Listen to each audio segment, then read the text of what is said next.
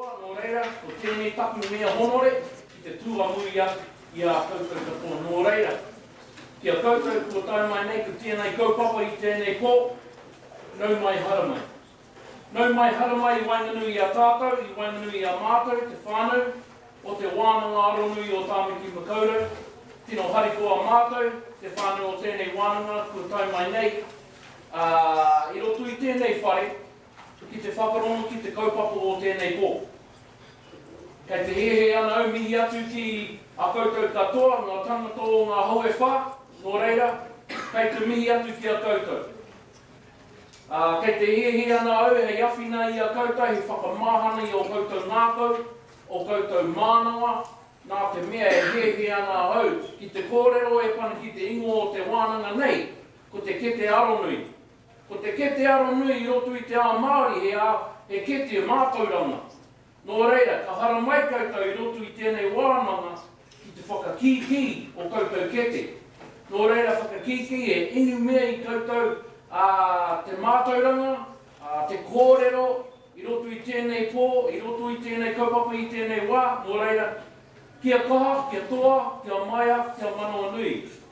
O aha koe e toru aku nei kupu, ka nui te mihi, ka nui te hari o tōku ngākau, nō reira tēnā koutou, a ki ono mai no rā tātou katoa. Ka huri. I tēnei wā, I've been told the whānau Reiuti are going to come forward and help me to sing a waiata. I don't know if they are aware of that. Kia ora whānau.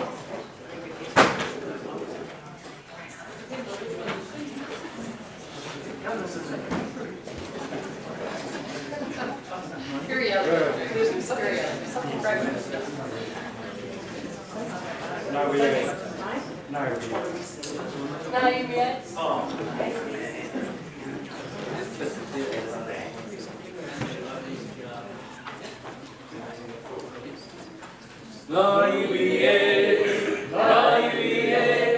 Te whakakota i ka noa nui a kiwa. Ngai te whakakota i ka noa nui a kiwa.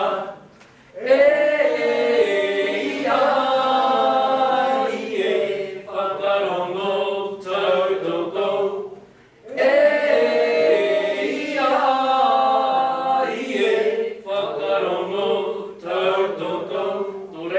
Tēnā koutou, hei whakakotahitanga tātou katoa, nō reira tēnā koutou, a kia ora mai nō rā tātou katoa. Kia ora. Kia ora.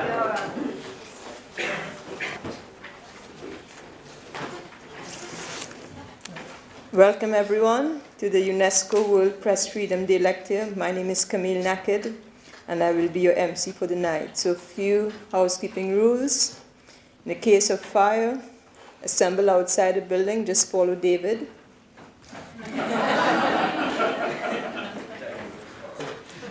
Bathrooms are located on this level here, just to your right. And for the speakers that will be here, David has advised that you come to the podium for the purposes of the camera. The Pacific Media Center, along with UNESCO, are committed to bringing the issues of freedom of the press and the infringing practices with which many journalists around the world are currently faced. Henry Steele Comaggio said, "Censorship always defeats its own purpose, for it creates, in the end, the kind of society that is incapable of exercising real discretion." Some of our speakers here today have experienced these dangers of journalism, yet have maintained their commitment to ensuring that other journalists and those who aspire to be journalists are given the freedom to cover and report the news unharmed and free from terror. Now, before I introduce Professor David Roby, I would like to acknowledge one person who has worked really hard to put this together, and she's going to be really grumpy with me, but Del Absede. I'd like to acknowledge her.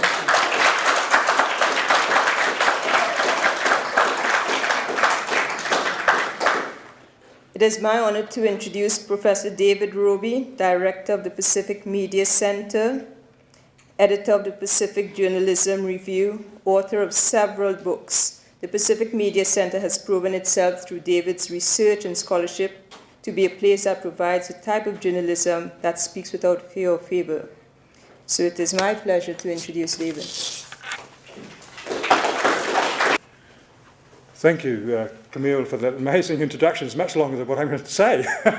But tēnā koutou, tēnā koutou, tēnā koutou katoa.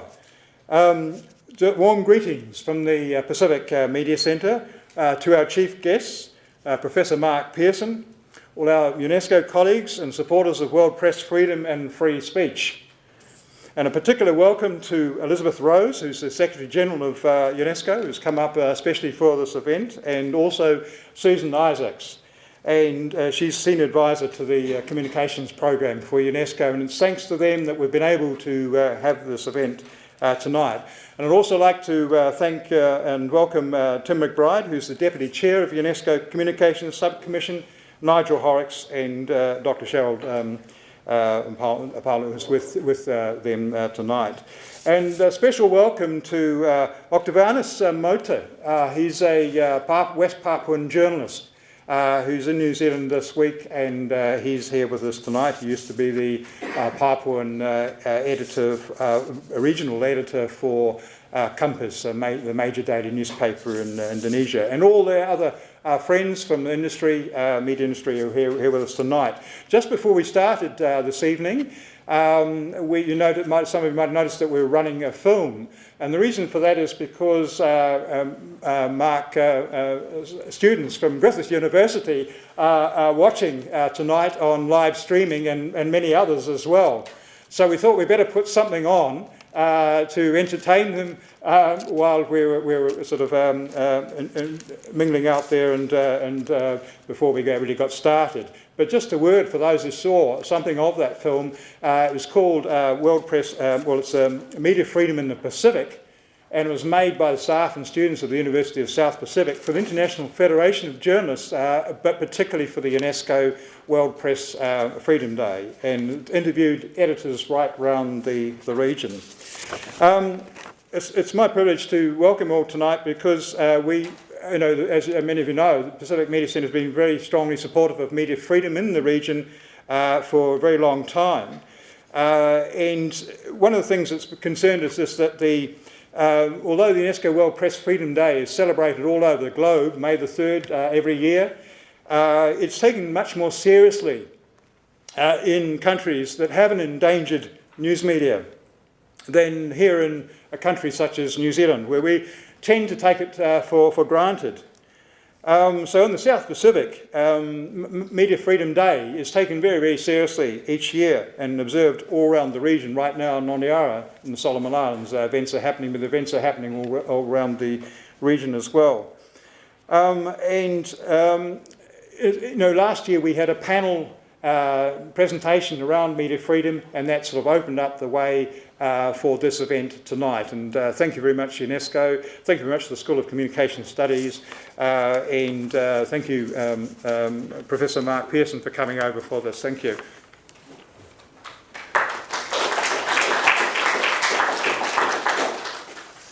Thank you, David. Now I'd like to introduce the Dean of the Faculty of Design and Creative Technologies, Desna Judy. She's just making her way over the jury. That was a very elegant start, I'm sure. It's my pleasure to welcome you all here. This event, which is an inaugural event, so we hope that we have these again in the future, is at the heart of the interests of the Communication Studies Department at this university. So I'm absolutely delighted to have such a great turnout and to have you all here. Many of you will know that we have just opened the most brilliant media facilities in this building for our journalism students, and the Communication Studies Department and the school is one of the pearls in the crown of the university, and with these state-of-the-art facilities we feel really proud. I am sorry that we aren't in that lecture theatre tonight in the new building because, as you know, we've had a power cut, but I've just read on my text that we're guaranteed that the power's going to be on for the rest of the evening, so that's cool. Anyway, I also want to just acknowledge a couple of new staff that have joined us, and I think that give the weight of the experience that we have in the university. So you're going to meet shortly Professor Judy Macgregor, who has a great history in this area, and we have a new curriculum leader in Dr. Varitza Rupa, who's also with us this evening. So I'm really proud and pleased to welcome them. I just want to finish by acknowledging Mark. Obviously, we're going to hear more about him and from him, but he has spent a lot of time with us this week. He's been working in the Pacific Media Centre, looking at what its future will be and helping us define that and analyse that. And it's been great to have his wealth of experience and expertise brought to the thinking around that. So thank you, Mark.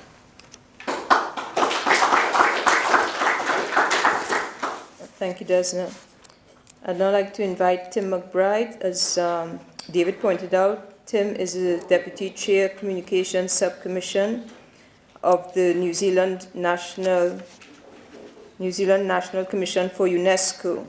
He's also an Auckland human rights lawyer, author, and legal commentator. And he really wants me to say this part. Tafili's wife is a senior lecturer at AUT in Pacifica Early Childhood Education. I did it for you, Tim. That's a payback, you realise. It's our wedding anniversary today, and I woke up and gave my wife a card to discover she'd put it all on Facebook before I woke up. And her many hundreds of friends, if you go to it, are aware of what I thought was a rather intimate, personal day. All right, let's get underway.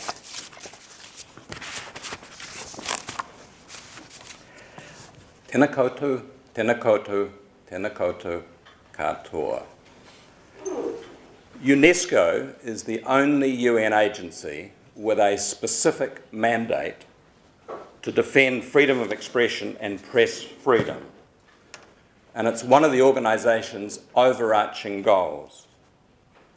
And UNESCO's constitution, adopted in November 1945, keep that in mind, states that the organisation will collaborate in the work of advancing mutual knowledge and understanding of all peoples through all means of communication and promote the free flow of ideas by word and image.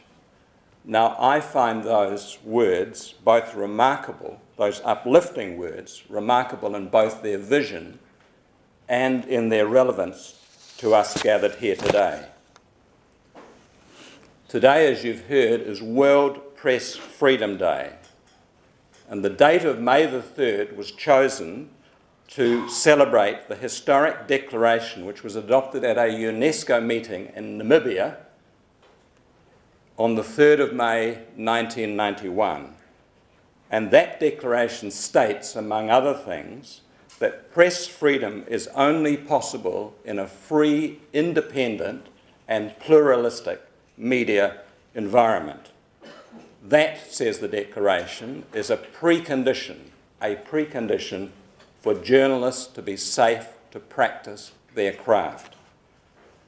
Now, in a keynote address to a World Media Freedom Day conference in Brisbane in 2009, UNESCO's current Director General, Irina Bokova, emphasised its role, and I quote, as a champion of freedom of expression and the right to know.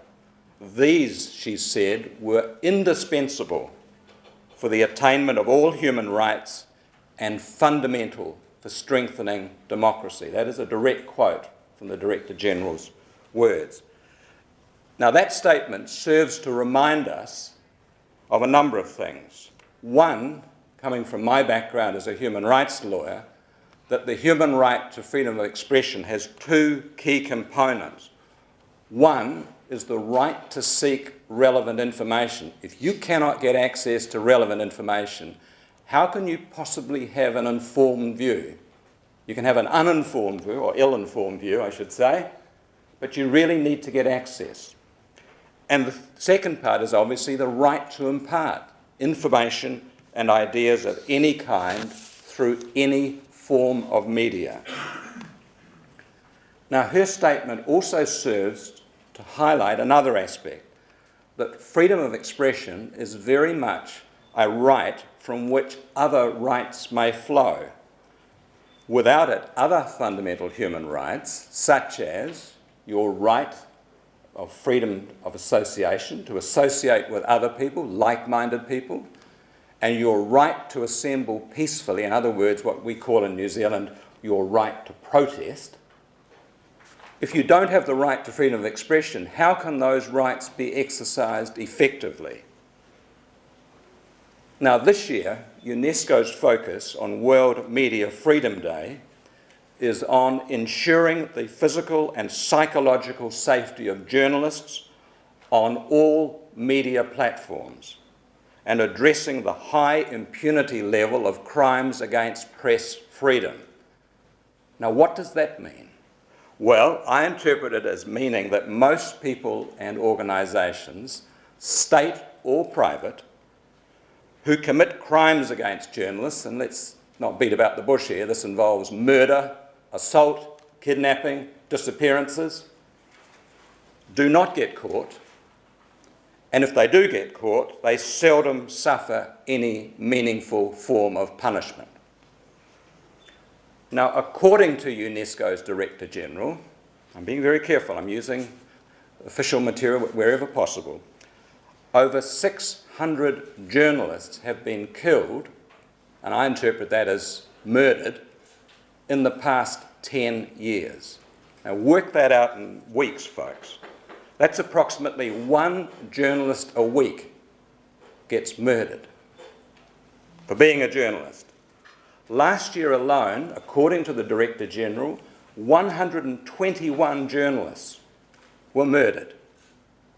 And that's almost double the annual figures for 2010 and 2011. All these journalists had one thing in common. They were all exercising what many in our society, and I express my personal view, what many in our society appear to take for granted, even trivialise. I sound like a grumpy old man, don't I? But you can sense I feel rather strongly.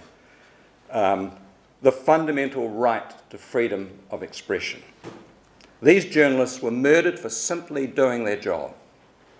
And that is why on this day, May the 3rd, we honour their immense courage and we commemorate their tragic sacrifice on World Press Freedom Day. Now, despite its recognition in international human rights law and in our Bill of Rights Act of 1990, how well is the value of freedom of expression actually recognised?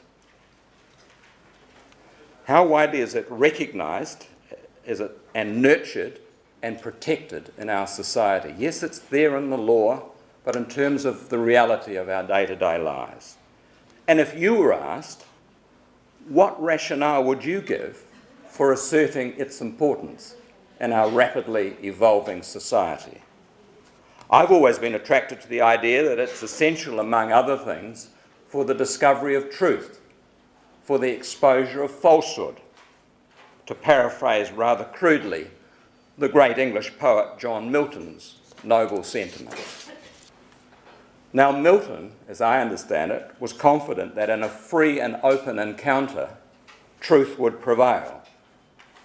I suspect some of you have rather less confidence these days, with governments around the world placing increasing controls on the media and ever greater ownership and increasingly control of major segments of the media in ever fewer hands. Think Murdoch, think Fox News, think Aussie mining barons and baronesses. And in recent years in New Zealand, there have been numerous instances of high-profile people, for example, celebrities, causing offence by some of their public utterances. While some of those views, I admit, struck a chord with me, others I found distasteful, unpleasant, offensive, call it what you like.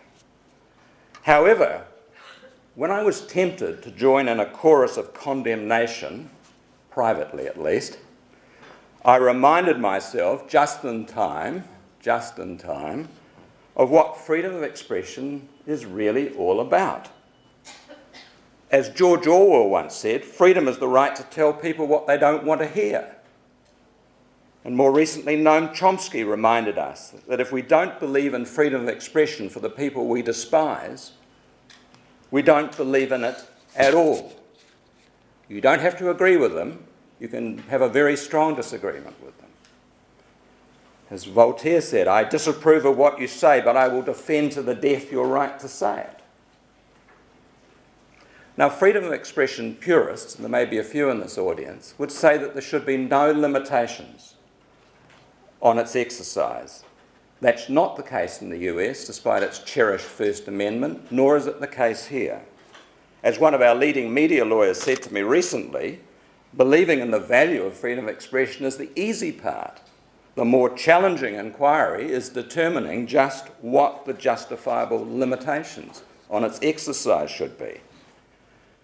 Now, new limitations on the exercise of freedom of expression keep popping up. They keep appearing. Most recently, the proposed laws on cyberbullying.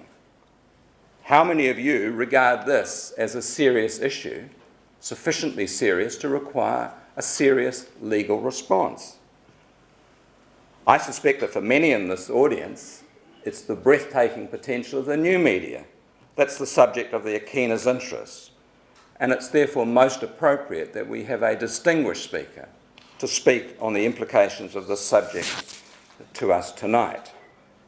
And I note that Professor Pearson is intending to make some reference to the responsibilities of people using these new media platforms. And I kept in mind what columnist Simon Cunliffe wrote very recently in the Sunday Star Times, where he said, with new technology comes responsibility.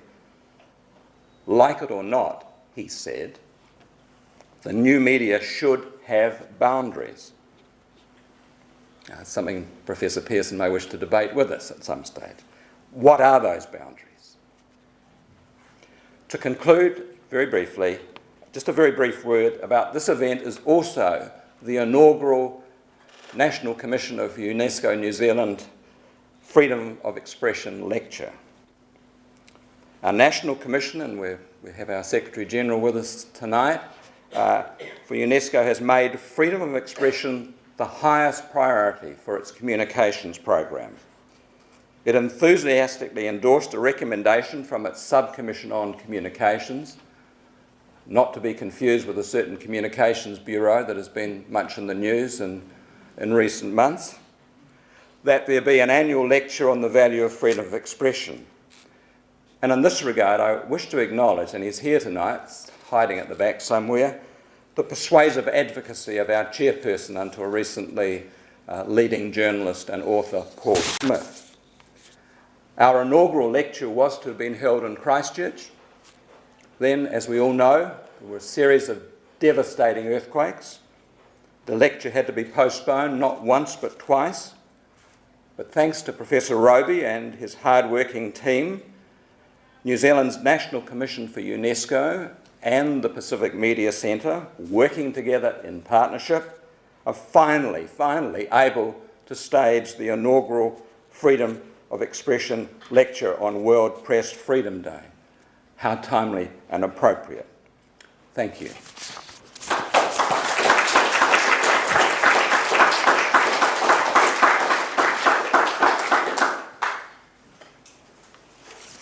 Thank you, Tim, and happy anniversary from all of us to you. I would now like to introduce Professor Judy Macgregor. Judy is head of School of Social Sciences and Public Policy at AUT. She's a former editor of a number of newspapers and is a journalism academic. Professor Macgregor will say a few words and will also introduce the main speaker, Professor Mark Pearson. She will also facilitate the question and answer session following Professor Pearson's speech. Thank you, Camille. Kia ora tātou, nau mai, haere mai. I'm going to be mercifully brief and spring to introducing Mark. journalism and journalism education in the Asia-Pacific region has been enriched and in many ways defined by the work of Mark Pearson. If you were to walk into any journalism environment or newsroom in Australia, you will see dog-eared copies of his Bible, The Journalist's Guide to Media Law, now in its 4th edition. A distinguished journalist himself, Mark is the Australian correspondent for Reporters Without Borders, and he was the special reports editor of The Australian. He's published in the Wall Street Journal, the Far Eastern Economic Review, and numbers of New Zealand newspapers. He has been a critic of those who complain about media excess and triviality, without also celebrating quality journalism. And he's constantly warned us of the incursion of spin doctoring and of infotainment that masquerades as journalism. He also has taken a leadership role in urging newspaper editors and teachers to pay more attention to the importance of media literacy amongst young people. And most importantly, as a commentator and an educator, he's been at the forefront of writing and thinking about the rise of citizen journalism in the social media and its democratising impact. But Professor Pearson brings another essential quality to journalism education in Australasia, and it's one that Desna alluded to. He has been and is remarkably generous in his support of emerging journalism educators, those interested in media law, and those who report in the Pacific. He really does live up to the notion of academic collegiality. After a long and heroic stint at Bond University, Mark took up a position as Professor of Journalism and Social Media at Griffith University in Queensland. I can't think of a better choice to deliver the UNESCO World Press Freedom Day lecture on press freedom, social media and the citizen. Professor Pearson, the floor is yours, and we'll look forward to roasting you afterwards.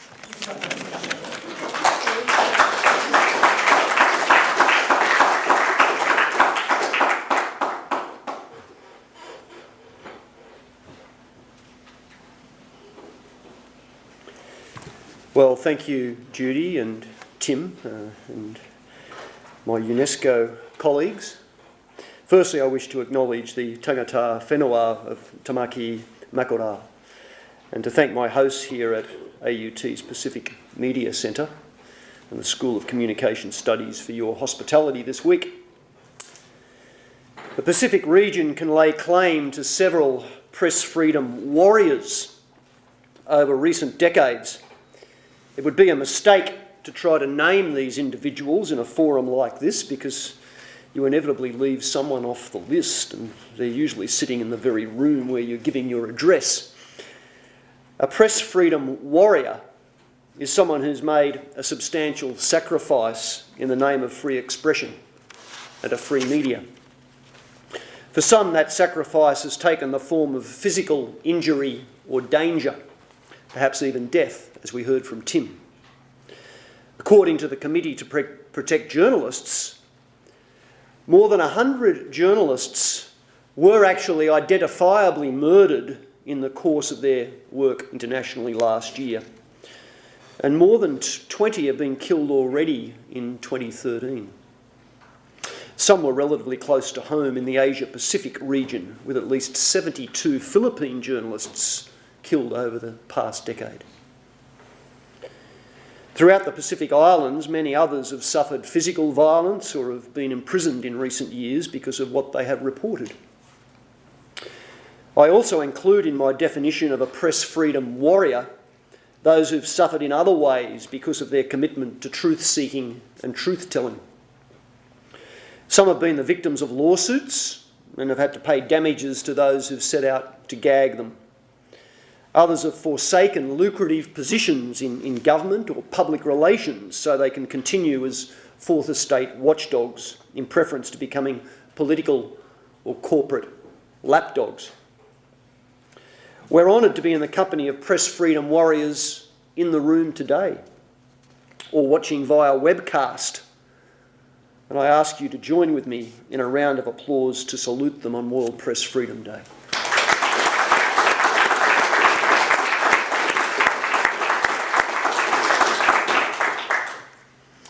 I'm not a press freedom warrior. I've made none of those sacrifices.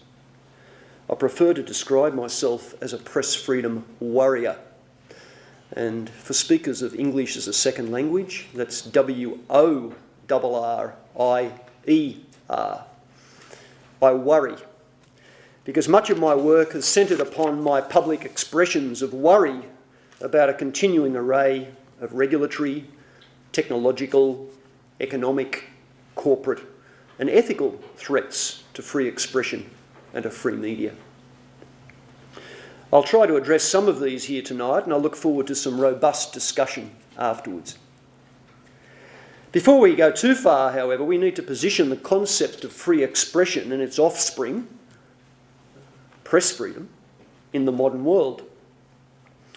And Tim's done a little bit of that for us already. The free expression of certain facts and views has always been a dangerous practice in most societies. There have been countless millions put to death for their attempted expression of their so-called dissident religious or political views throughout history. Many more have been imprisoned, tortured or punished in other ways for such expression. A classical free expression martyr was Socrates, who in 399 BC was forced to drink hemlock poison by the government of the day because he refused to recant his philosophical questioning of the official deities of the time. It was the invention of the printing press and the burgeoning of the publishing industry over the 16th and 17th centuries in the form of newsbooks and pamphleteers that first prompted repressive laws and then the movement for press freedom. It's interesting that these individuals were the forerunners of the citizen journalists and bloggers we know today, often highly opinionated and quick to publish speculation and rumour. But the pamphleteers took umbrage at government attempts at imposing a licensing system for printers from the mid-16th century. Political philosopher and poet John Milton very publicly took aim at this in 1644 with his missive Areopagitica, a speech to the Parliament appealing for the freedom of the presses. He went on to utter the famous free speech quote, "Give me the liberty to know, to utter and to argue freely according to conscience, above all liberties." Milton was an early free press warrior because he boldly inscribed his name on the title page of his unlicensed work, in defiance of that very law he was criticising. So with this series of events, the notion of free expression spawned its offspring, press freedom, which we celebrate today. Of course, the definitive example of that development was the enactment of the First Amendment to the US Constitution as part of its Bill of Rights in 1791. And the relevant 14 words would fit very comfortably within a modern-day 140-character tweet. Congress shall make no law abridging the freedom of speech or of the press. The US Supreme Court has applied a broad interpretation of those words to an array of writing and publishing scenarios. It's been held to cover the gamut of traditional and online expression by ordinary citizens, journalists and bloggers, particularly if they're addressing a matter of genuine public concern. But even in the US, the First Amendment cannot guard against government erosion of media freedoms. And that nation languishes at number 32 behind Ghana and Suriname on the Reporters Without Borders World Press Freedom Index for 2013. In fact, nowhere in the world has there ever been unshackled free speech or a free media. We operate on an international and historical continuum of press freedom or censorship, from whichever perspective you wish to view it. It is only over the past half-century that the notion of free expression and a free media has gained traction on a broader scale internationally. And the key international document is clearly the United Nations Universal Declaration of Human Rights, which in 1948 enshrined free expression at Article 19. Everyone has the right to freedom of opinion and expression, This right includes freedom to hold opinions without interference and to seek, receive and impart information and ideas through any media regardless of frontiers. At face value, this statement seems to give all the world's citizens a right to free expression. But it was only ever meant to be a declaration of a lofty goal and has many limitations. Stronger protections came internationally in 1966 when the UN adopted the International Covenant on Civil and Political Rights, prompting a series of binding treaties. The Covenant introduces a right to free expression for the world's citizens, again at Article 19. Everyone shall have the right to freedom of expression. This right shall include freedom to seek, receive and impart information and ideas of all kinds, regardless of frontiers, either orally, in writing or in print, in the form of art, or through any other media of his choice. That was 1966, of course. It sounds like it was almost written for bloggers and citizen journalists. However, the right is limited because the Covenant imposes special duties for the respect of the rights and reputations of others and for the protection of national security, public order, public health or morals. Add to this the fact that many countries have not ratified the Covenant, and you're left without much real protection at this level, I'm afraid. Complaints about individual countries' breaches can be brought to the Office for the High Commissioner for Human Rights, but the processes can take several years and are often not resolved, as their annual reports seem to demonstrate. A positive of the UN right, though, was that it fed through into the regional conventions and in turn into the laws of their nations. Rights charters exist in Africa, the Americas and Europe, and free expression or a free press is guaranteed by the constitutions of many countries internationally. In the Pacific region, we have no such rights charter, a regional rights charter, although many nations, including Papua New Guinea and New Zealand, have either constitutional or legislative rights protections for free expression. Pacific Media Centre Director David Roby has critiqued the ease with which the governments in Fiji and Tonga have changed such provisions when this has suited their political ends. Theorists have attempted to group different functions of the press within government systems. Most notable was Frederick Siebert's 4 Theories of the Press, 1963, which categorised press systems into authoritarian, libertarian, Soviet communist, or social responsibility. Others have criticised the Siebert approach for its simplicity and outdatedness, with Dennis McQuail adding 2 further categories, the development model and the democratic participant model. Some countries justify their stricter regulation of the press and limitations of press freedom on religious, cultural or economic grounds. There's been an ongoing debate about the lack of press freedom in the Asia-Pacific region. Malaysia, Singapore, Brunei and Fiji have state licensing systems in place for their newspapers.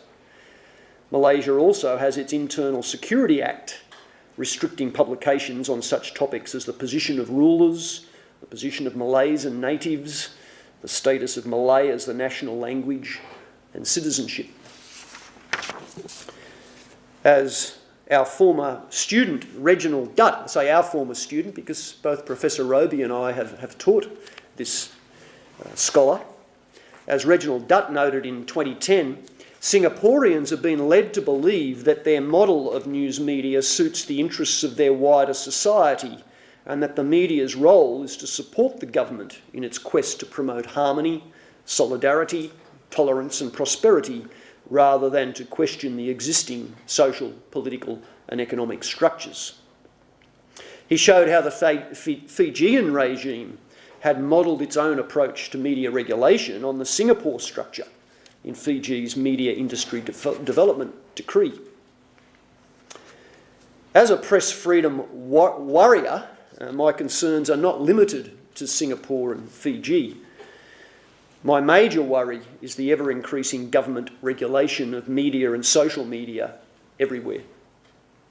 My observation has been that governments are quick to enact laws to control emerging social and technological situations, but are loath to wind them back when they prove unjust or the reasons for their existence have long gone. Examples of such laws that are an anachronism in the modern era and still exist in many Pacific nations are laws of sedition, criminal libel, and I might say Australia still has criminal libel laws, and blasphemy. Add to these the spate of anti-terror laws introduced since 9/11, and you start to get a potential armoury of tools available to governments and their security agencies for surveillance or intimidation of the media. Even laws endowing journalists with special privileges are worrying because they often require a definition of who or what constitutes a journalist. Shield laws are a good example. At their best, they offer journalists sanctuary when being pressed to reveal their confidential sources in court. However, the downside is that a shield law for journalists requires a court to deem who is, or is not, a journalist, a process which, when taken to its extreme, can constitute a licensing system. It is even more problematic now that citizen journalists and bloggers are covering stories of public importance when they might not meet a government's definition of journalist. As a press freedom warrior, I'm also concerned by the technological intrusions into free expression and a free media. As an avid blogger and social media user, I can attest to the utility and reach of these new media. And we've seen via the Twitter revolutions in North Africa how social media can be a useful tool for dissident mobilisation in autocratic regimes.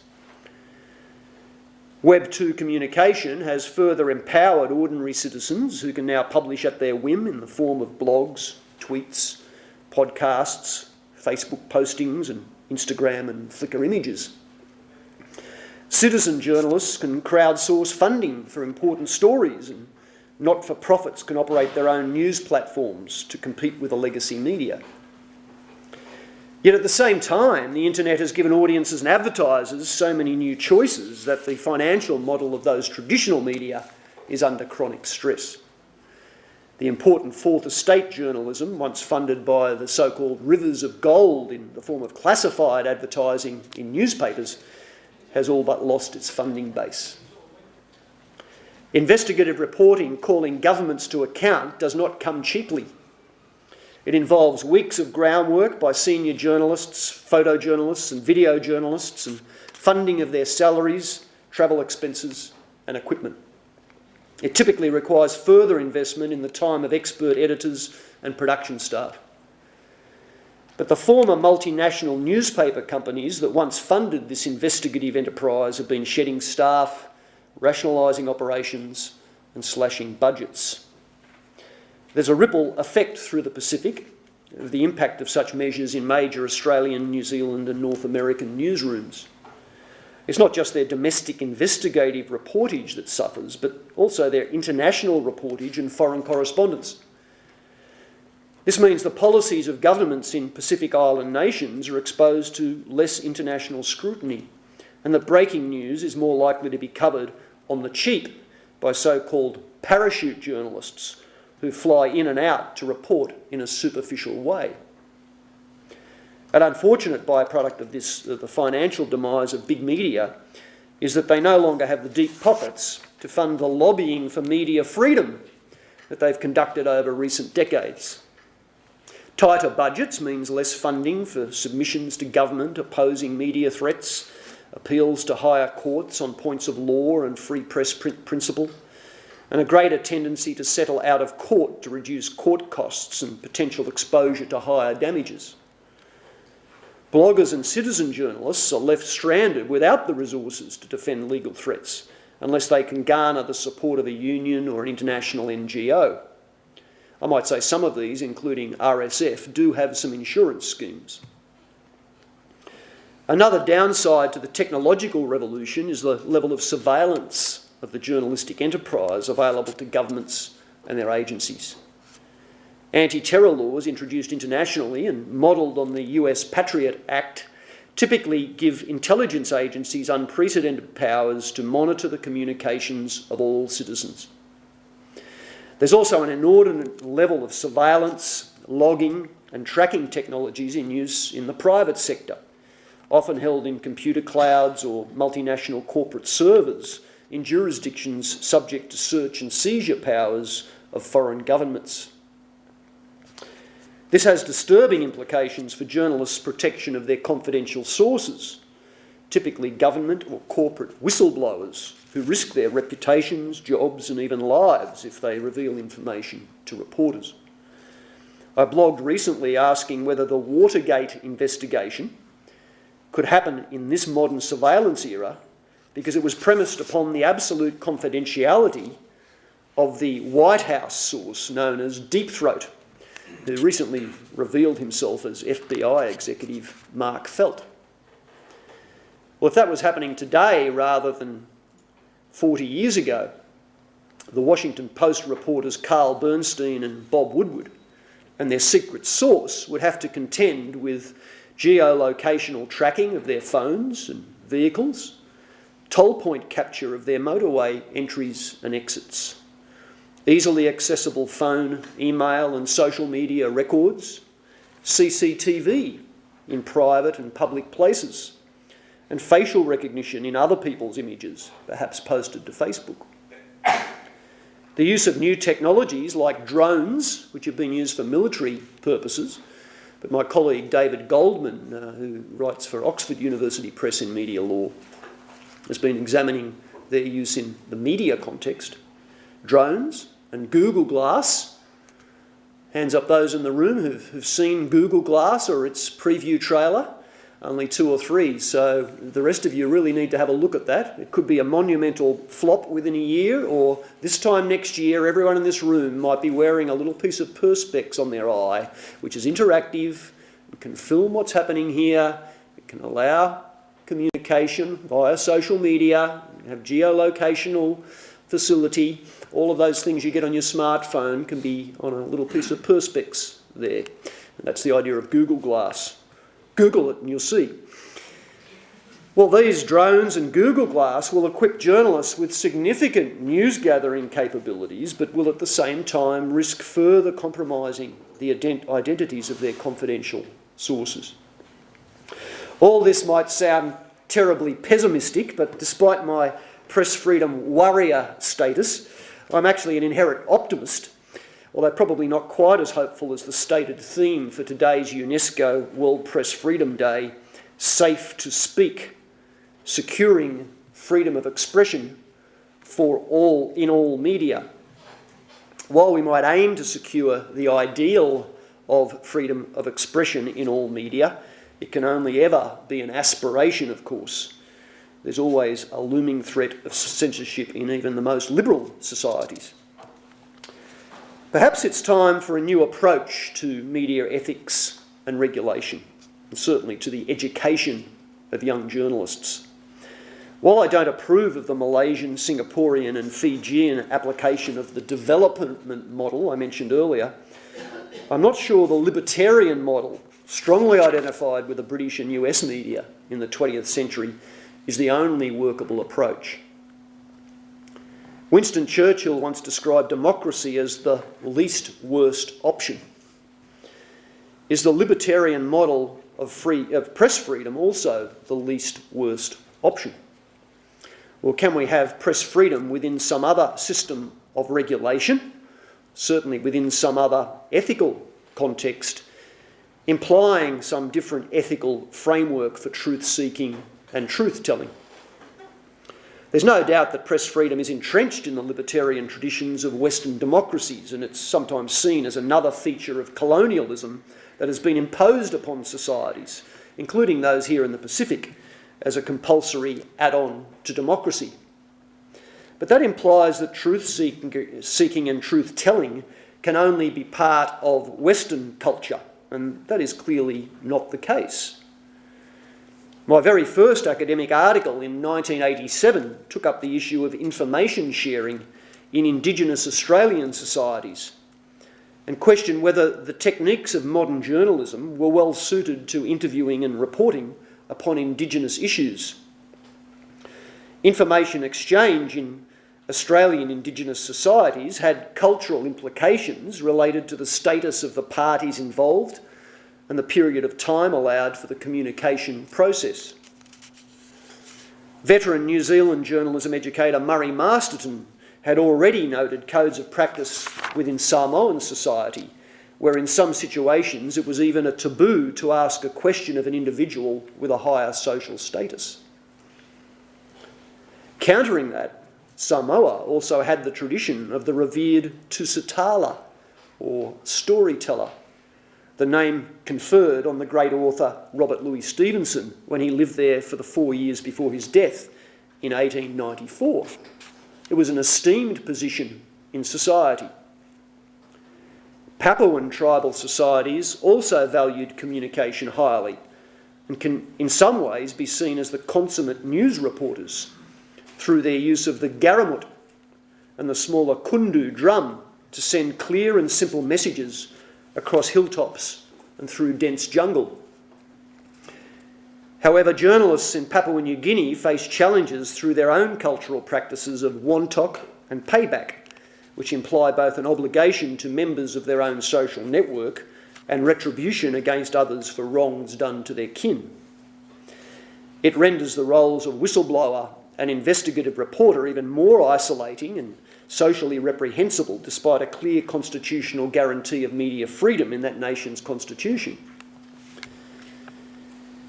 When used to describe approaches of governments to media regulation, the libertarian model has been most commonly associated with the private ownership of newspapers and their active watchdog role as the fourth estate in a Western democratic society. Even liberal democratic societies have adopted a social responsibility approach to the regulation of broadcast media, given the public or collective interest in control of a scarce resource, given the traditionally limited number of radio and television frequencies available for allocation. Recent inquiries into media regulation in the UK, Leveson in Australia, Finkelstein, and New Zealand, the Law Commission recommendations, have proposed extending that social responsibility model to print and new media regulation, despite the fact that the scarcity of resource argument is diminishing.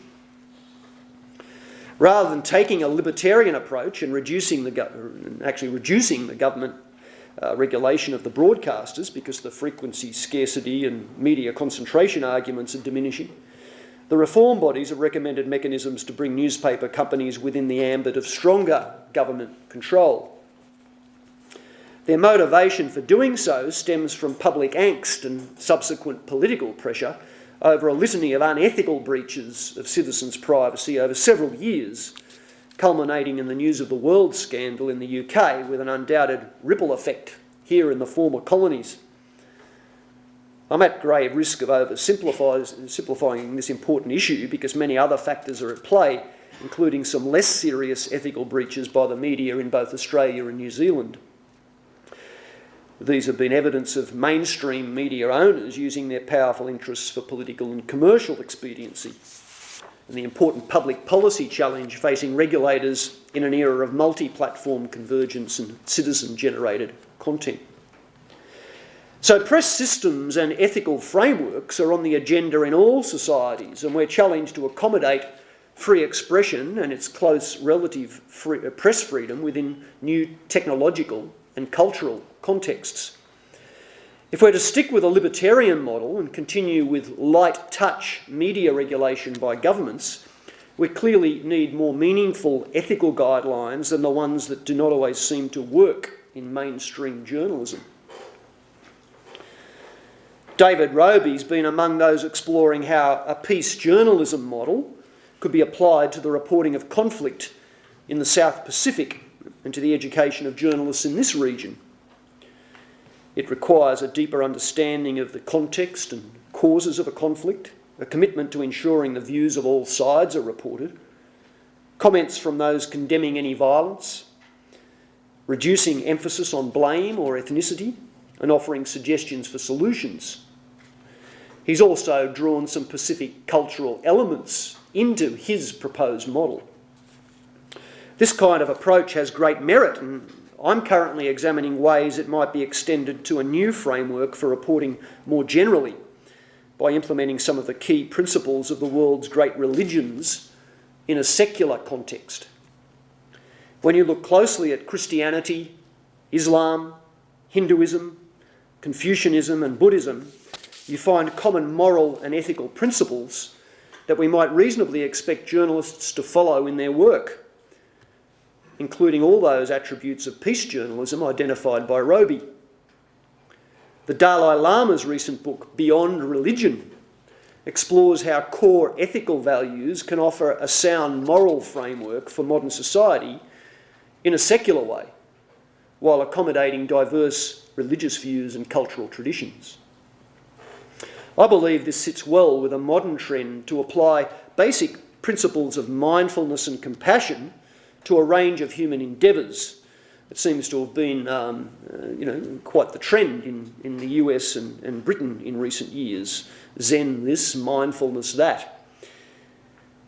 I'll be exploring applying this to journalism in a conference paper I'll be presenting in Dublin next month, where I call it mindful journalism.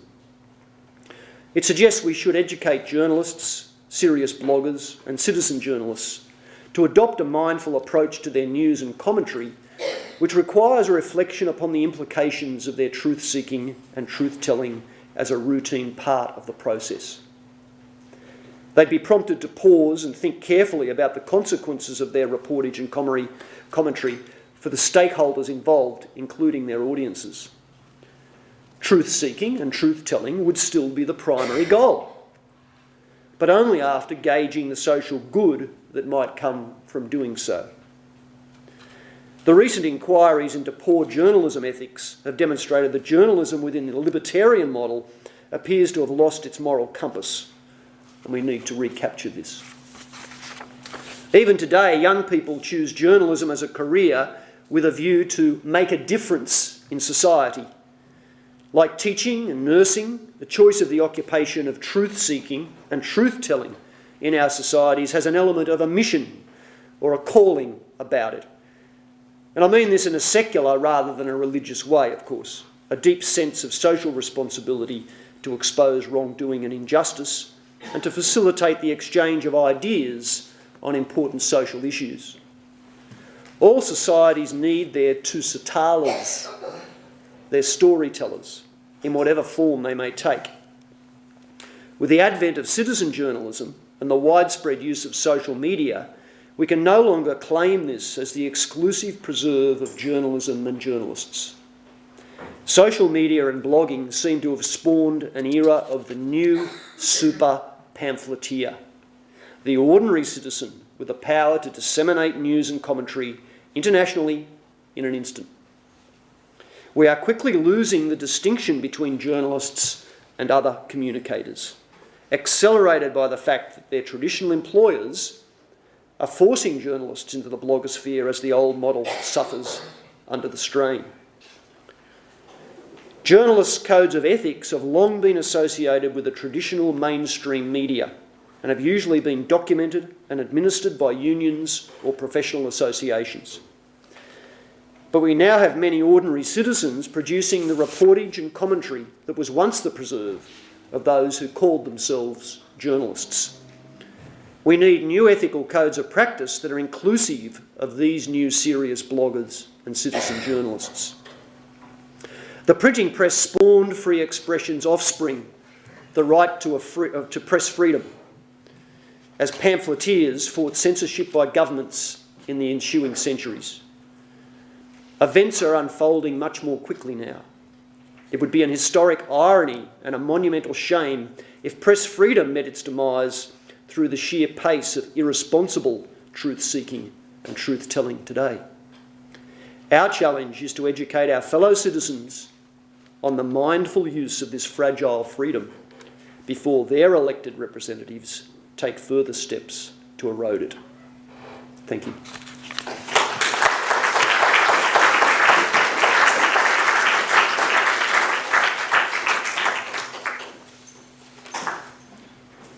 Mark, will you stay there because we're streaming? Is that right? Sure. So, question time. Question time. Right, I'm going to open it up immediately to the floor. If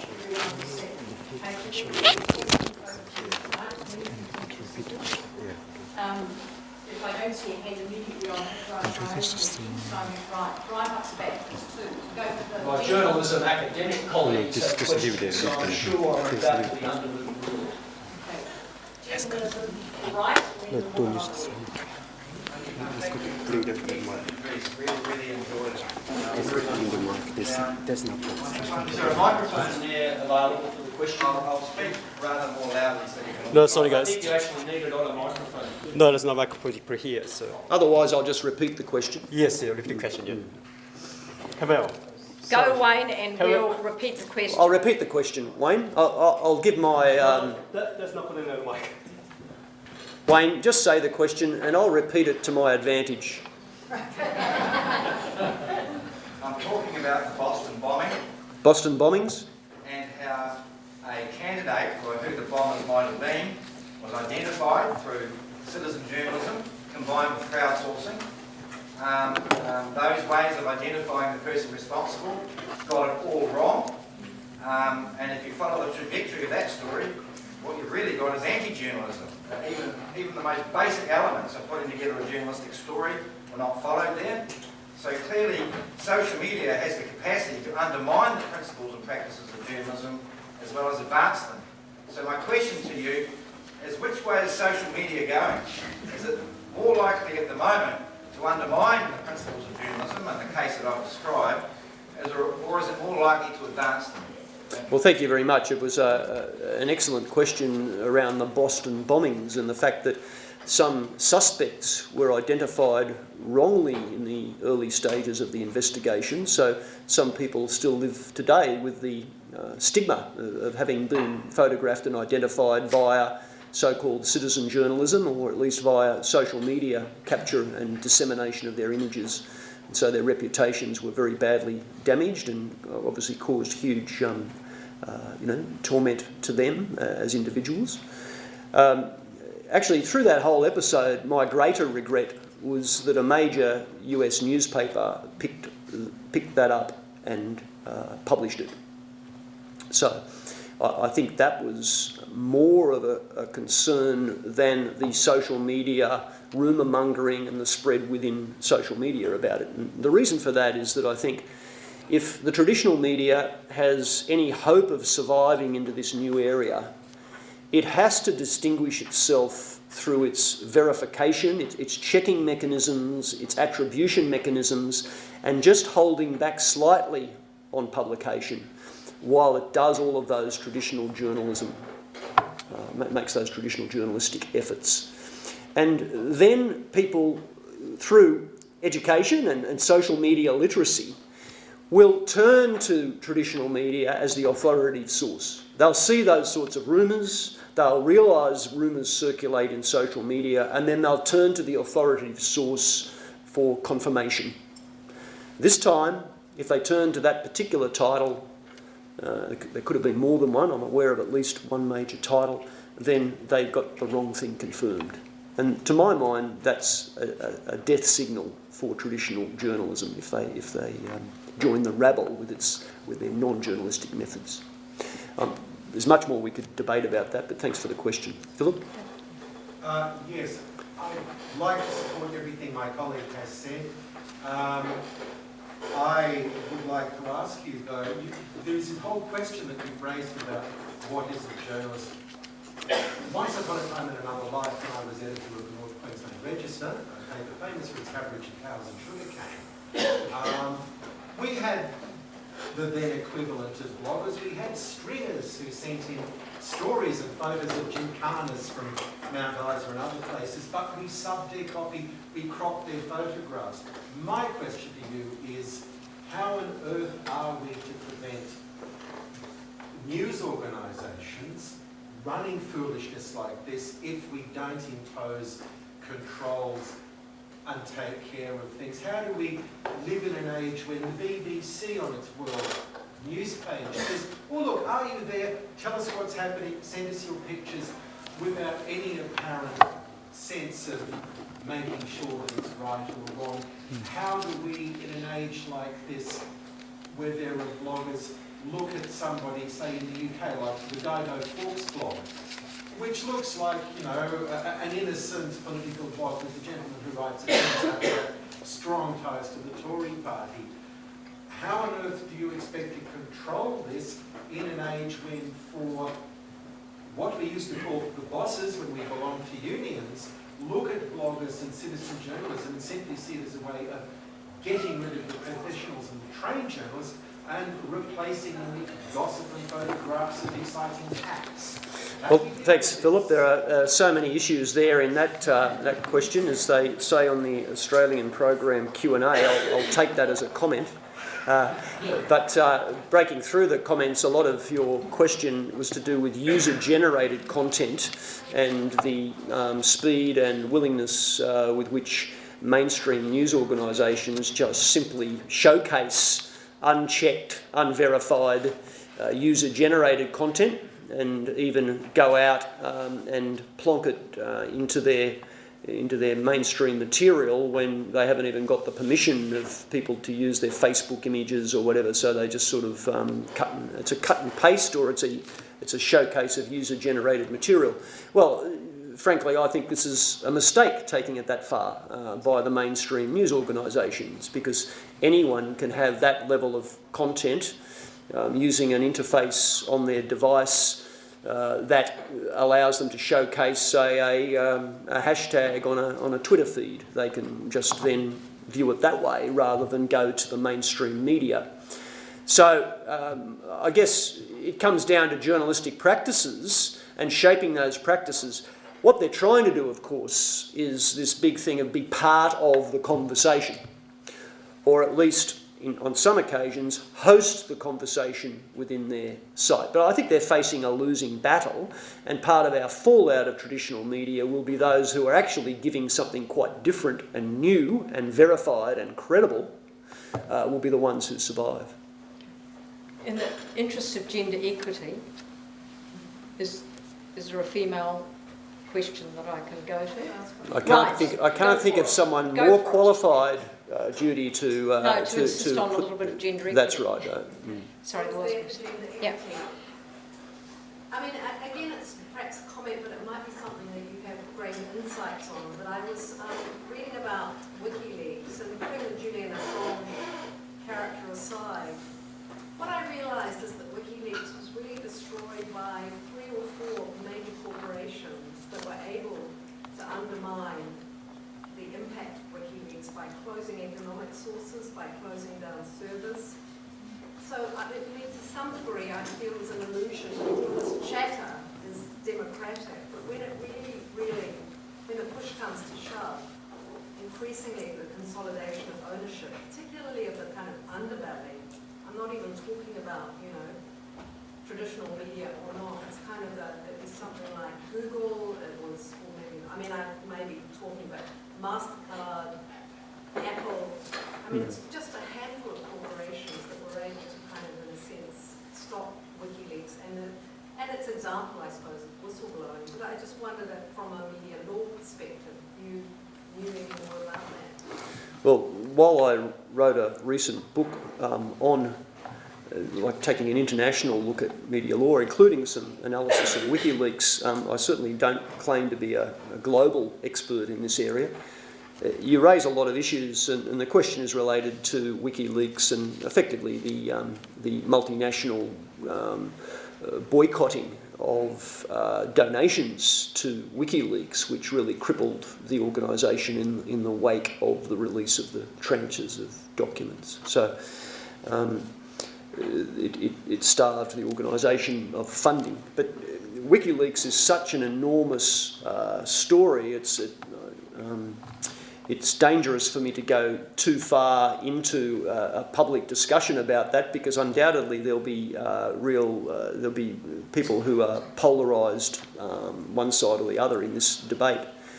What I found regrettable about the WikiLeaks experiment was the fact that we do have the suspected source of all of that material in detention and facing trial in the United States. So to my mind, as a journalistic experiment, while it was successful in exposing all sorts of material, which, you know, as a truth seeker and a truth teller, you know, it's better to see much of that out there, particularly what it said about international relations and government relationships and atrocities here and there, and major governments' inaction on certain issues. While all that was a very positive outcome, the price that's been paid is that a suspected whistleblower was very seriously exposed through that process.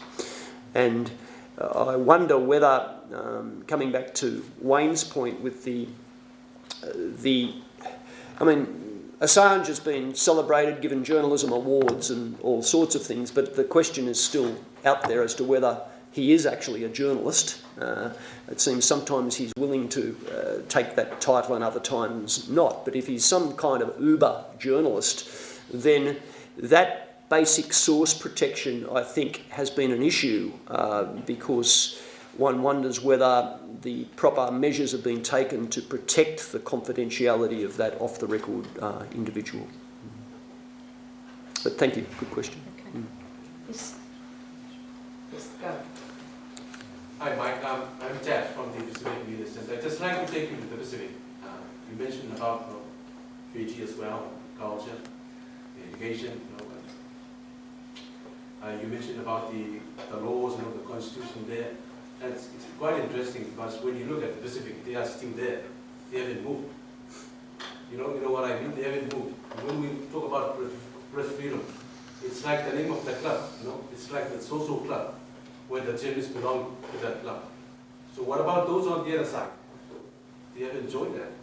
So in terms of education, what needs to be done so they can move on from where they are now? Well, it's a very good question. It's relating to whether much of what I've said this evening has any real application in small island nations that may be at a different stage of development and perhaps with a slightly different government system. And what about journalists working in those environments? And some of those, I was trying to make the point at the beginning that these are what I see as genuine press freedom warriors, because they've been jailed many times, they've been sued by their governments, they've put their whole livelihood on the line by running small privately owned newspapers. Sometimes they've had to leave their own country and come somewhere like New Zealand or Australia to be expatriate publishers back into their country. So you have all of these sorts of other issues at play. What can be done to better educate these journalists about their role? Well, I actually think that the culture of free expression is actually rife within Pacific Island journalists. I think the greater problem is the literacy about truth-seeking and truth-telling in the communities in which they live. Building that level of knowledge and respect both within their fellow citizens, but particularly within their government leaders. Now, they may choose to have some slightly different system of government from British, American, Western democracy, when you've got to realise, of course, that the UK and America actually have different systems of government, so it's not like it's part of a Western colonial package. So I was trying to get across the point that there are mechanisms for truth-telling within all cultures, and really it's a matter of identifying within the particular cultures how best to tell the truth. Sometimes it may take slightly longer to come out. Sometimes it might be through certain channels that it needs to come out because of cultural traditions. But if culture is standing in if a cultural barrier is protecting some wrongdoing, some crime, some corruption, then it's the wrong culture to be preserving. That element of the culture is the wrong part to be preserving, and we need to find a way to tell the truth within that culture and protect the truth tellers. Thank you. Hi, Mike. In the Philippines, there is a law that has been passed just lately about prohibiting the people, the citizens, to publish on the internet criticizing the government. We call it the e-martial law. what is it, at the moment it has been ordered by the court to stop implementation. Until when and how, we don't know. Now, my question is, what is the implication of this to the Pacific Island nations, just in case it is implemented? So Del's question relates to a recent law in the Philippines, which is on hold for the moment under a court order. Yeah, under a court order. Like, for example, if somebody put on the internet criticizing the government, they call it libel, and if you click share or like, you will also be penalized. And Del's question is about a law in the Philippines which is basically banning or proposing the ban of internet criticism of the government. Yeah. So I would suggest that this is nothing new. And what I mean by that, it's centuries old. It's just symptomatic of a government trying to gag free expression and criticism through self-interest. Now, you were saying that it's on hold through some court order. Well, yeah. that's very good. Hopefully there is something about the Philippine constitution that protects free expression that the courts are drawing upon to hold back this law. You know very well that there is a rampant corruption there. So Well, governments with powers to legislate, combined with corruption, also cause these problems. But the thing about the internet is that it defies borders. So the message needs to be sent to these governments very, very clearly that those criticisms, if they are justified, will still come out and they will still be there on the internet. And they'll be coming from beyond the Philippine borders, and they'll also be coming from relatively powerful other governments and NGOs like Reporters Without Borders and Transparency International and Article 19 and Committee to Protect Journalists and all of these, Electronic Frontiers, all of these different organisations will bring the power of international condemnation upon them. And this will be aired over the internet for the reading and viewing of their own citizens, and probably much more so than whatever the original little criticism was on Facebook that somebody liked. hopefully it won't take effect. Okay. Paul? Thank you very much for your speech and comment. Thank you. I just wanted to ask you about the speech that your idea of peace journalism. Wonderful idea, and so I'm asking myself, why am I so disturbed by it as an old journalist? And I think I'm disturbed about it because I think traditional journalism would normally do the job that you were talking about. What worries me is that journalism could be driven not so much by seeking for truth, but a seeking for cultural truth, which then leads journalists to become apologists. That's really queasy territory for me. It's just one of those things where you're a good journalist, and your size, and you understand. At the moment, why are Buddhists setting fire to Muslim homes? And why are Christians in Orissa State in India hiding in the forest because Hindus have driven them? These are deep secrets. Well, I may not have expressed it well enough, but I thank you for your comments, and it's worth kind of trying to clarify what I was saying there. The first point is that I'm not proposing peace journalism. This is something that has been developed by other academics, and David Roby's had a go at trying to adapt that model to the Pacific. But I don't think peace journalism anyway is meant to be an apology for an existing government. The idea of peace journalism, I think, when considered carefully, is what quality foreign correspondents have always done.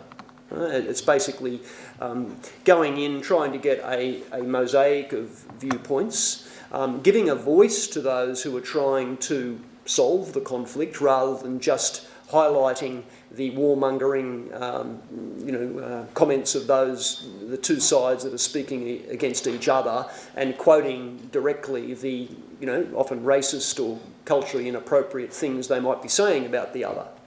So peace journalism isn't sort of this beautiful sunshine thing where we all smoke peace pipes and publish sunshine news. So I agree with you thoroughly about that. My suggestion for mindful journalism is also something that I think that a good journalist would already do, and it harks back to that early work that I did with Indigenous Australian reporting, which is really looking at the means of cultural and information exchange within a community and trying to work within that, but still meeting the deadlines and whatever back home. But you might need to wait a while. You might need to get to know your contacts, get to understand their way of dealing with the information, and the fact that a foot in the door and a microphone in the face is not culturally appropriate in most parts of the world, including our societies.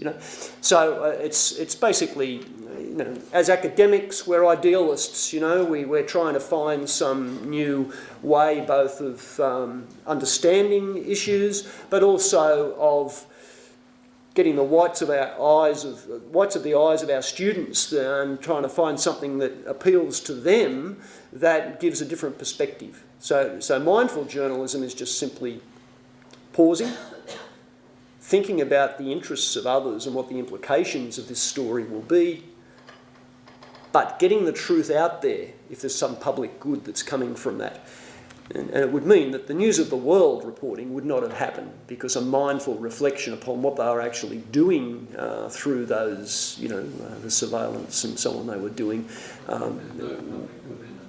What if there's no public good to be had and it's all visceral on both sides?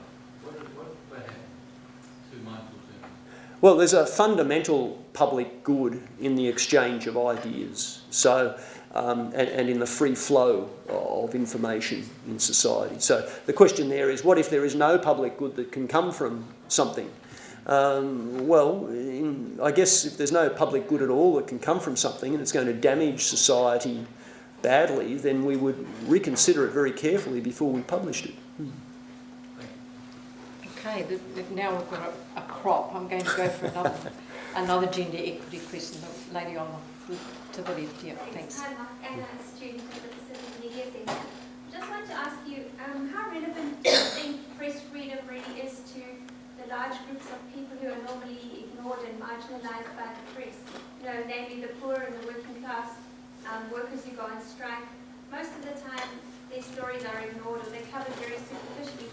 And in this country, you have newspapers who describe Maori people as feral. I was really shocked when I first came here to see that this is allowed in print, and there's been protests against racism by the newspapers outside the NZ Herald. So, would you really expect, Western press freedom to be very relevant to people who are being demonized by the media or likened to wild animals? Well, I'd call that a loaded question, Anna. And Anna's question is, what relevance does press freedom have to people who are marginalised in society and for whom the traditional media has often been very critical and added to that marginalising. So my answer might have been different 10 years ago. Today, I really think there is such an accessibility through technology for formerly marginalised people to have various voices, either through their own publications, that of the organisations they belong to, that of people who adopt their cause or work with them in some way, to get that counter message out there like never before. So in the former era of a heavily concentrated media, I really take your point. It was very difficult to get many marginalised and minority voices into the mainstream media. Of course, that is still a problem, although in journalism courses, I think we've really ramped up the education around minorities. I'd say some of the negative comments you're talking about have often come from populist columnists and on-air commentators who seem to trade in playing to prejudices in society. And bloggers. Yeah, and well, of course, there are bloggers that do these sorts of things as well. But I really have, this is where the optimism kicks in, that now there are so many other opportunities for voices, and people are also fluctuating to the media that agrees with them more, agrees with their viewpoints more. And in some ways that's polarising the community, and people are only reading and viewing material that supports their worldview. But in other ways it's also allowing a critical mass of the voice of the marginalised to be heard, either through themselves or through other organisations. Kia ora, my name's John Miller. Thank you, Professor, for your speech. What I'm just wanting to raise here is what recognition is being given to the influence of big money in the media area. I've got two instances here. The American multi-millionaire hotel and casino magnate Sheldon Adelson, who bankrolls Israel Hayom in Israel and is choking the more liberal newspapers, Mariv and Haaretz, because just remember, I have to repeat the question, so if you can keep it relatively succinct. Yeah. Adelson is bankrolling a newspaper in Israel that he gives out free, and the more left-wing newspapers are being choked because of this. The other, and of course, Adelson's newspaper supports the Likud party very strongly. The other instance in your own backyard is the attempts of mining magnate Gina Reinhardt to use the millions of the Hancock Empire to muscle in on Fairfax and turn Channel 10 into Fox News. So you have those influences, which I see as a threat to press freedom. Well, the question is related to big money and media, and whether basically the voices of mainstream media can be bought by private commercial mega-million-dollar interests, and really what can be done about this. And I'm afraid the sad fact is that the traditional media have always been owned by major players. I'd suggest probably a bigger challenge for us at the moment is moving in the new online platforms to major corporate, multinational, often US ownership of these new media platforms, which is at the time of the demise of empires like Murdoch's, which is really just replacing one multinational entity with another. And at least with Murdoch, where it was often very much in a self-interest or a commercial interest, but that organisation was often challenging all sorts of, and lobbying for press freedom, and that was their catch cry, admittedly through self-interest at times. But you wonder whether Google, Facebook, Twitter, these sorts of platforms have that ethos. There's certainly an American ethos there, which is a First Amendment kind of ethos, but then some of these companies also go over to China to try to sell their platforms there as well. So you wonder what compromises are being made there. So I don't think there's an easy answer to big money and media, whether it's new or old. But what is encouraging at the moment is this little space that we've just discussed there, and that you and I, if we publish something interesting enough and moving enough, I'm afraid I don't. My blog only gets 50 or 60 hits a day, but if I published something that was really, really significant, then I can take on those magnets and get my message spread around the world very quickly. Thanks very much for the speech. Obviously most of us would agree that journalism is a broad church, but I think hopefully most of us would also agree that, in the words of Bamira Haas, the Australian journalist, that our central job as journalists is, as she says, to monitor power and censor power. And obviously that's a job that requires a lot of time, a lot of money, and a lot of expertise. I'm talking about serious public interest investigative journalism. Clearly the mainstream media is not really up to the task in many ways at the moment. Is it something that you think social media is up to the task of doing, or do we need another model? We clearly need new models to sponsor investigative journalism which questions misuse of power, and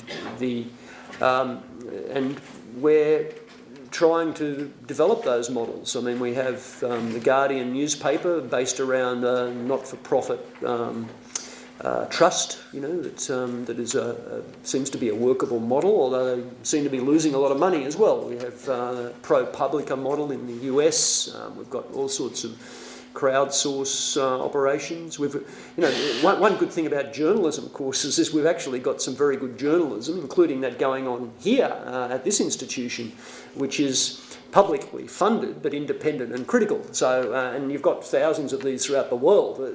The bigger question is where those journalism graduates go afterwards if there aren't the jobs in the mainstream media.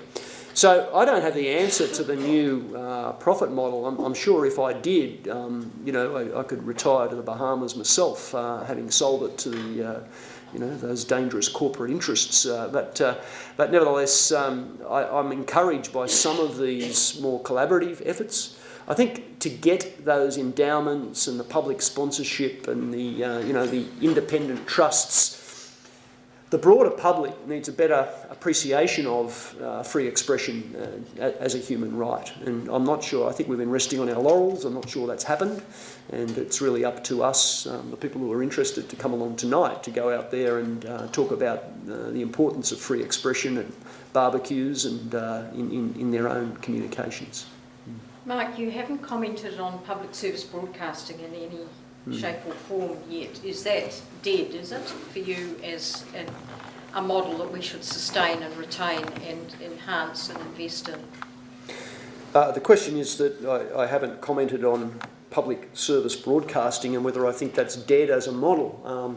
And my answer is no, I don't think it's dead. I think there's just enormously good work that's done within the independent public broadcasting that happens through government funding in the UK, Australia and New Zealand, and some of the best investigative work exposing some of the worst corruption in those countries and worst wrongdoing has come via that medium.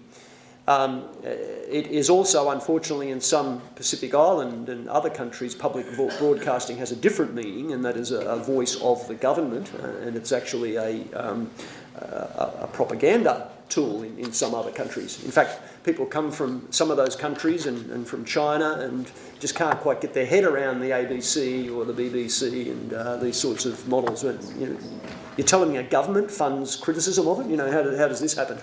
But it's a wonderful thing we need to cherish while we have it.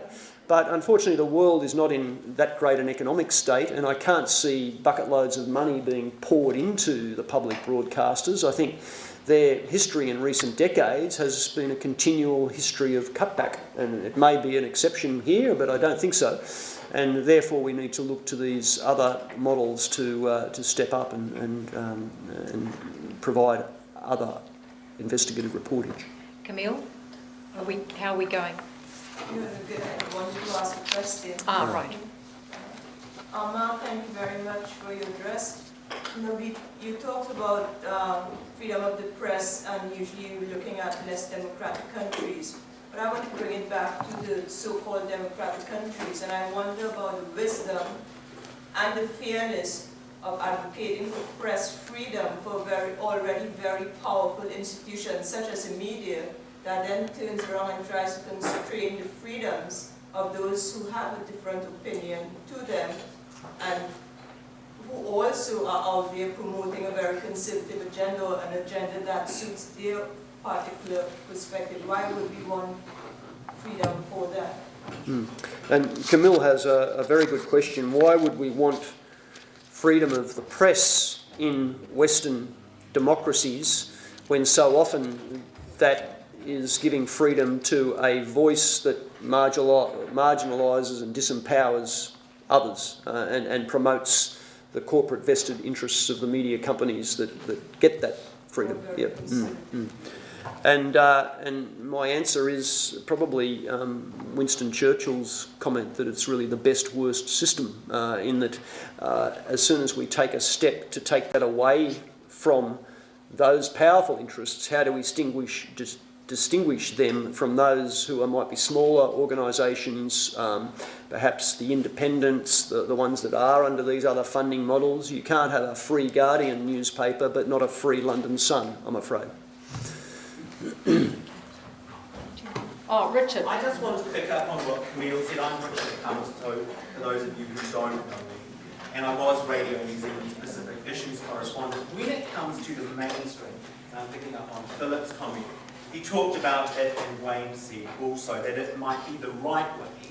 But in my work as a journalist, particularly in the Pacific, particularly in Tonga, and I acknowledge the Tongans here in the audience, Wilula here, and Hula Samani, before I started reporting on Tonga, my entire context for it was shaped by Mike Field, who arguably is a powerful player in journalism, and other documents that I had read. And so the rhetoric that sat around Tonga, political freedom, the monarchy was, they don't want this, etc., etc. And the major voice that plays against the traditional so-called voice is Akelesi Pohira.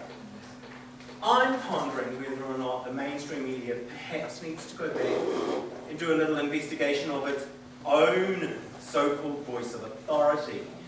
Because actually, the mainstream press got a lot of that wrong. And I recall being in Tonga after the riot, not the riots, again, the mainstream media planning riots, where the representative of the New Zealand government said, Helen Clark says we cannot have a semi-feudal monarchy in the Pacific. But actually no one was asking the traditional Tongans who recognise that they have a different democratic system. It's not just ours. So my question is how, in the silence around the reporting of minorities, that notion of festivals and famine, and then that's it, there's a silence in between. How does the mainstream media critique itself? How does the citizen journalist critique him or herself so that the material we receive that allows us to shape and form our opinions is actually representative of other than our press freedom mainstream view, which I think is where Camille was going with her question. Those are the things that I ponder, and I guess the whiteness, the white privilege of press freedom in a dominant discourse kind of way. I know it's a big thing, but I just found some of that very difficult to listen to. Thank you, Richard. Well, no, it's just you look at this stuff, you look at those helicopter journalists who come in and they get it wrong. They consistently get it wrong. And you go, but this is the Herald. This is, I worked at Radio New Zealand. The way it ranks content, it gets it wrong. So okay, so it's mainstream. So Richard, I'm not going to cut you off, but I hope to get in the gentleman that's had his hand up every time I did direct. Okay, Richard's question is how does mainstream journalism critique itself? And my answer is not well enough, and only occasionally, and only through a few channels, and often that is the public broadcaster in our countries that has programs that offer a reasonable critique of the media. But again, with the onset of blogs and it's open to independent media of all sorts, coming sometimes from different cultural groups, to offer a critique of mainstream journalism. I'm certainly not an apologist for that marginalisation, but I'd suggest, Richard, that also you were there as a representative of Radio New Zealand, and that, I think that says something in itself. You were there, you were a journalist. You didn't have the baggage that the reporters you're naming may have had. You had a deeper cultural understanding of the situation, and you had the opportunity as a Radio New Zealand reporter to give a deeper understanding to your listeners about the situation at hand. So just the simple fact that you were there doing that work is, I think, a sign of optimism. There was a gentleman over here, as long as it's a real question. Yeah. I guess I'm pondering about this in the social media context, the rise of the prosumer. And given these platforms are controlled for profit, and really picking up on a comment Judy made recently about the rise of unpaid labour, where do you see all that going? Well, there's a lot there, Tony. It's the rise of unpaid labour in in contributed copy and so on. People writing blogs who used to get paid to do journalism for a living. And I sometimes think of that myself as I'm writing a blog. Is this better submitted as a piece of freelance work? But then I suppose the state is paying me as an academic, and I'm doing that as part of my work. It's, I guess there are models there that allow us to use new media and get sponsorship for it. I mean, a bright light there was a high school leaver who I interviewed for a cadetship scholarship at my last institution, who was 17 and already had 70,000 hits per week on a fashion blog, and she had 10 advertisers and sponsors on that blog, you know, and she obviously had struck a nerve in teenage fashion commentary, and she's probably breaking all the rules and cutting and pasting things from other places, for all I know, but nevertheless she'd established a reasonable business model within a niche. And I think a lot of it is within niches, and also, like anything, having, in a capitalist society, having a bit of a business mind as to where publishing opportunities might be sponsored. I'm very mindful, to use that word, that we've worked, Mark, extremely hard, and I'm going to move rapidly as Camille now deals with the thank yous. So, Mark, okay, thank you. As stated,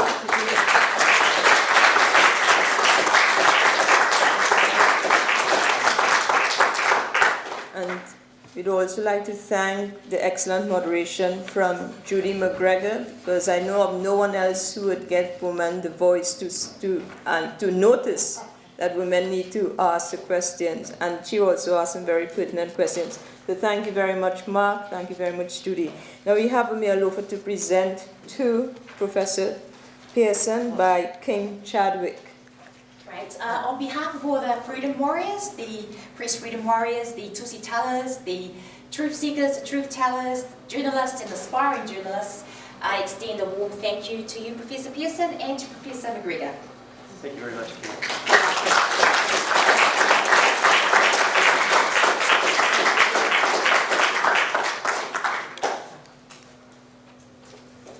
Thank you, Mark. Thank you. You can stay here with me, or you can have a seat up here. Thank you all for your questions. Before we welcome, we remove for the Puraki, I'd just like to note that copies of Professor Pearson's address on the table out there. Please pick one up before you go. I'd also like to let you know that the Pacific Island Media Association looking for members. They usually have a membership fee, but today, just for you, membership is by a koha. So please join their forms outside, and Will is here to answer any questions you may have. Professor Pearson's address and the questions that you've asked remind me of Albert Camus' statement that says, a free press can be good or bad, but most certainly without freedom, it cannot be anything but bad. This brings us to the end of this. David, is there anything else you'd like me to do? No, this is it. Well, let us first of all, and most importantly, thank you all very, very much for your presence here, your questions, and your contribution. It has been a very interesting conversation. Sorry,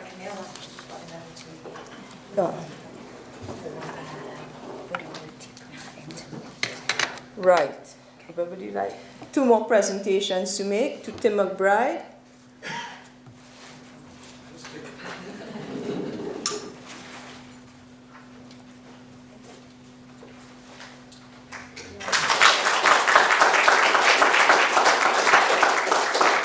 And to the remove.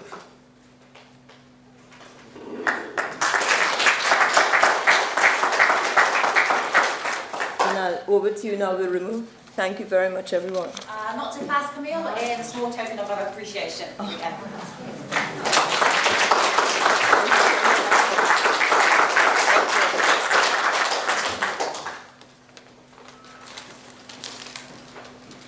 Kia ora whānau, tēnā rau atu i koutou o tēnei koha e toha mai, ke pāpātaku ngākau. o tēnei kōno e tēnā rau atu koutou katoa. Tēnā rau atu koutou ngā kai kōrero i te kōnei, hei tohato o koutou mātaurangi i wainunu i a tātou katoa, hei awhina a tātou hei whakakiki a tātou kite, nō reira. Ko te tūmanako, hei kawe a mātou tēnā mātaurangi i roto i a tātou ao, i roto i a tātou mahi, i a rā. Ua koutou kua tau mai nei ki te wana ngā ronui o Tamaki Macgregor, tēnā rau atu koutou, e ho mai o koutou mauri ki a mātou hei manaaki, nō reira ko tēnei te wā e whakahoki atu te mauri ki a koutou katoa. On behalf of AUT, we thank you for allowing us the opportunity to look after you in regards to your life force, your love, your energies, and now we return it back to you as you go back to your pathways and to have an enjoyable weekend. Nō reira te mihi nui atu ki a koutou katoa, tēnā koutou, a kia ora mai rā tātou katoa. Kia ora.